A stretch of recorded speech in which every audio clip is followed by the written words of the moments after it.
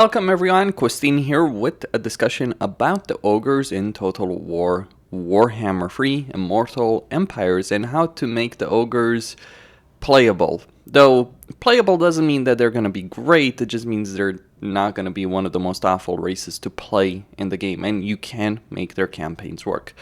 So over here I have a campaign as Greasus at turn 26. I have beaten up a bunch of people, including Drazif, Tretch, though I got the PCL because he gave me a lot of money for that. I'm in the process of beating Skarsnik, and yes, Grimgor. Imagine being able to go toe-to-toe against Grimgor. And also I've got Queek coming in from the west, harassing Imrek, who is my ally, so I'm gonna try and save him, but it is gonna certainly be a tall order.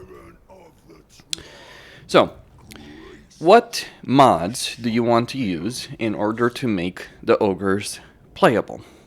There are some that are available. Well, the first one, and I'd argue one of the more essential ones, is to get the Warband Upgrade mod. This basically takes the system of the Warband Upgrade from the Warriors of Chaos to Champions of Chaos and adds it to a whole number of factions, including the ogres. I think it makes sense for the ogres, because if you look at their units, the ogre bulls, they're just like picking up a different type of weapon. It's like they're still ogre bulls. And then it's like Iron Guts are effectively ogre bulls with armor, so makes perfect sense. Or Mad Eaters with, again, fancier armor. Of course, there are certainly other upgrades as well, but overall, it's like they're either getting on a quote-unquote horse, or they're picking up armor, or they're picking up a cannon. That is effectively what the ogre units are doing. It makes sense. It works out. It gives you a wide variety, and it really helps you out in a campaign because it allows you to go from having an army like this into an army like what Greasus has. And you don't have to waste time disbanding units, getting new units, or being stuck with a bunch of experienced units that you don't want to get rid of because of the experience, but you really would want to because they're just not good enough to tackle the issues. Like over here, I would not have beaten Gorf the Cruel's armies in the Veil of Woe without the old Iron Guts I have. But that's just one mod. It helps out, but doesn't improve the overall ogre situation. What is the ogre situation? Well, their economy is pretty awful. Their camps are incredibly limited in the campaign in terms of the numbers of camps you can have. Enter the Great Ogre Hall, the Great Ogre Overhaul, as it would really be called.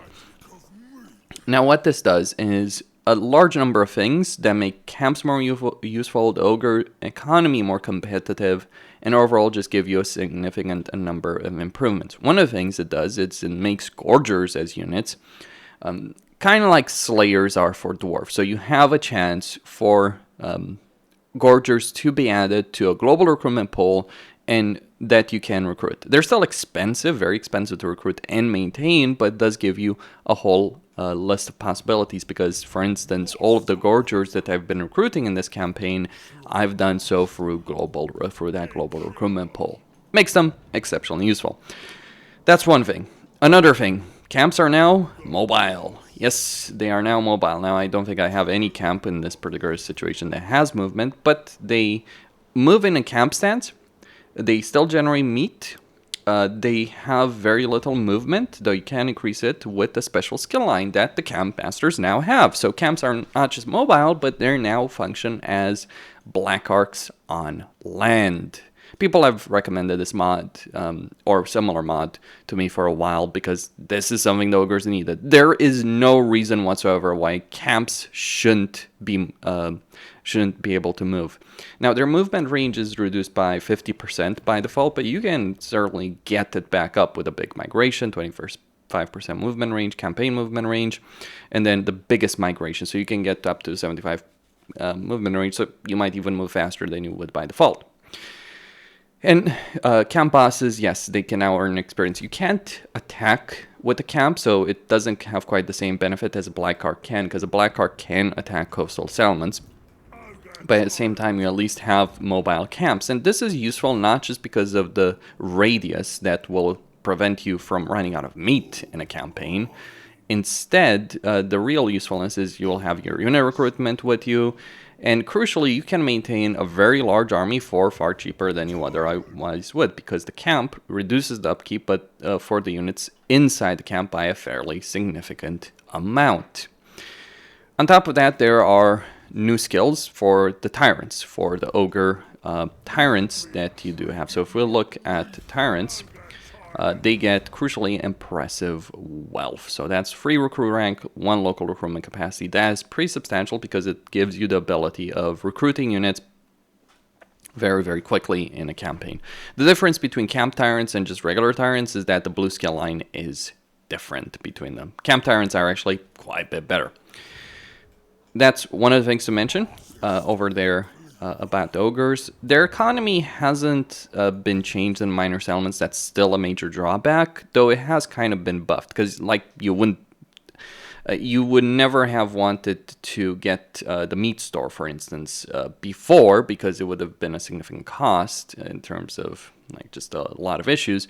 But now it gives you meat for armies in the region and also boosts your economy by 20%. So it ends up being a net benefit. You still require a significant number of settlements, and the economic potential of the settlements you do have is still fairly limited. But hey, 1,000 for 150, that's better than Kislev, and you do have scalability, because the more camps you have, which are mobile armies now, the better off you'll be. So over here, I'm generating a whooping 3,000 from the Ivory Road, and I'm still not finished. The regular settlements still have pathetic growth in them. It still takes a while to get it up. The costs are still high. Your economy is still highly dependent on camps. That's not necessarily a bad thing, but ogres still don't have a great baseline economy. They just earn more money through the many more battles that they'll be able to fight in a campaign, because the camp change really allows you to field more armies, because you can put them in a camp.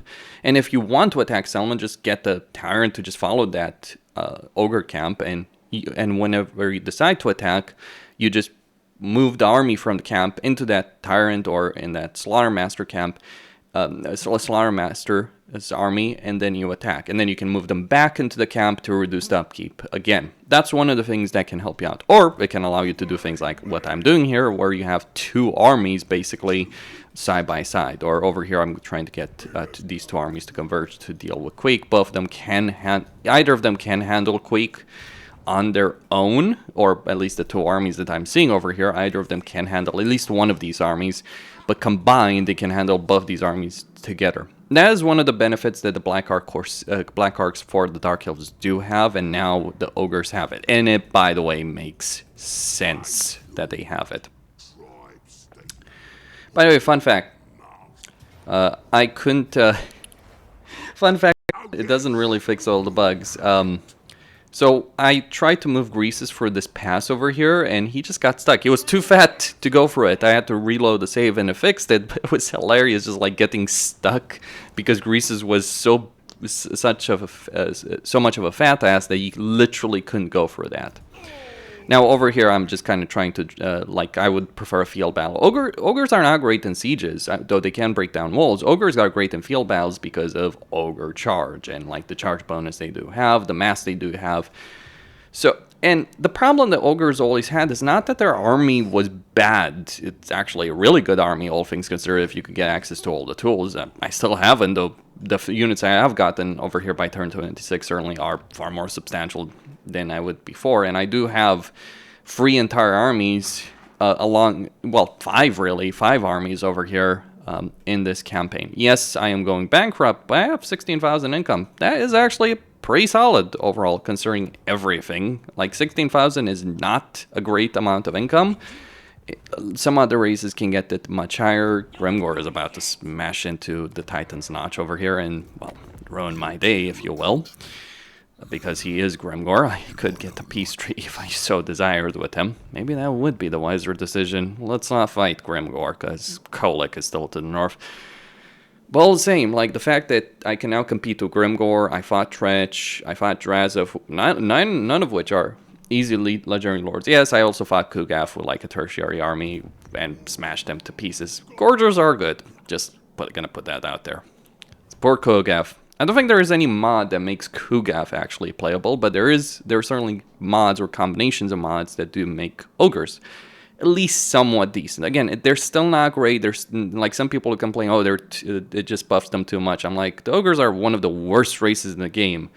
This doesn't go that as far as I think it should go. Like, I think the growth and baseline economy of settlements should be doubled easily. Like, yes, doubled, maybe even tripled. That's when you could argue that ogres are good, and they should get more camps. At least easier. You still are limited in the number of camps. It still will take a significant amount of time to pick that up, all that kind of stuff. But the research tree has certainly changed. Not necessarily for the better, though there are certainly some benefits, like 10% income from buildings, 10% recruitment cost for all ogres, diplomatic relations, which I'm pretty sure wasn't there before. Probably should have gotten butcher spices, would have saved me a lot of hassle in terms of replenishment, but yes, ogres are in a better situation. Not as good as I think. Like, they could use more growth. They could use a better economy. Because remember, they're still behind, and they still have to deal with a lot of issues. I made it work here by declaring war on a lot of factions and getting peace deals with them. That's how I made this particular campaign work. But it isn't really a great situation to deal with, because that can easily backfire. Like, I'm at war with a lot of factions just for money to maintain this. Though I'm kind of getting to the point where I'm going to be on the upside in terms of my income. Some of my camps are obviously vulnerable.